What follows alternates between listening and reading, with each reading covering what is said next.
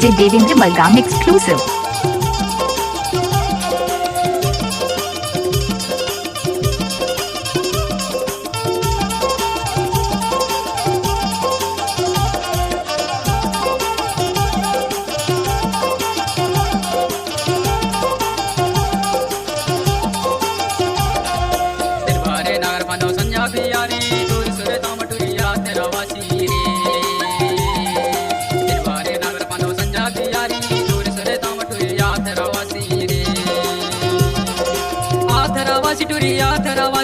आथरावासी लता आथरावासी टुरी आथरावासी रे।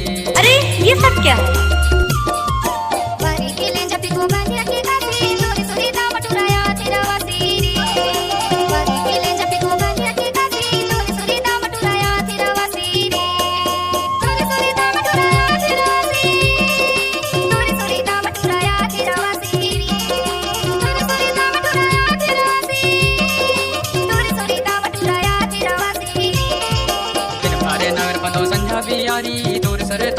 आथरावासी रे दिन बारे नगर पनो संध्या बियारी तोर सरे तामटुरी आथरावासी रे।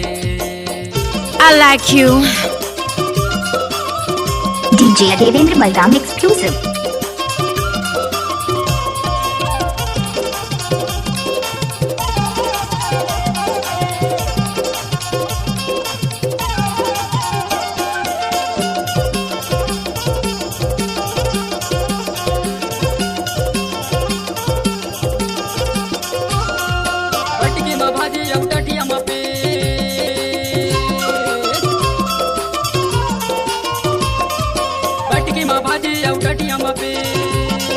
इंडोरी में मिले अब कब हुई भेंट तोर सुरे तामटुरी आथरावासी रे। इंडोरी में मिले अब कब हुई भेंट तोर सुरे तामटुरी आथरावासी रे।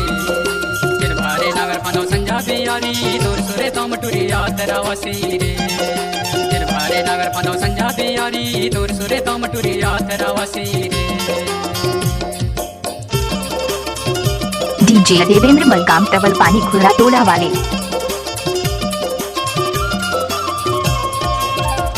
ओह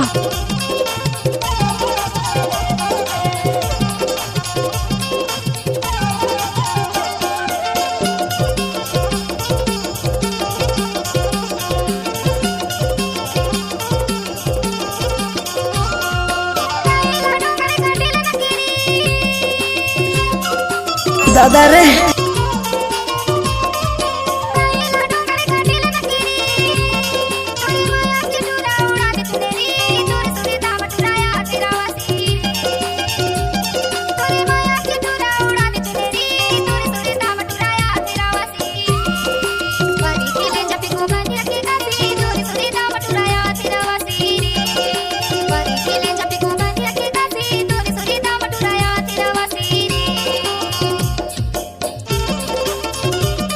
डीजे देवेंद्र मलगाम एक्सक्लूसिव।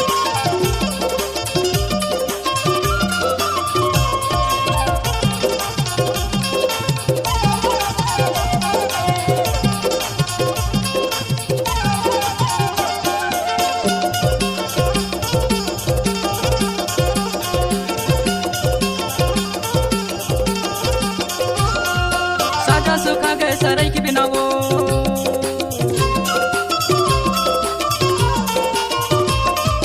साजा सुखा गए सराय के बिना वो रानी में हाँ सुखा गया तो रिच बिना वो तोर सुरे तामटुरी आथरावासी रे।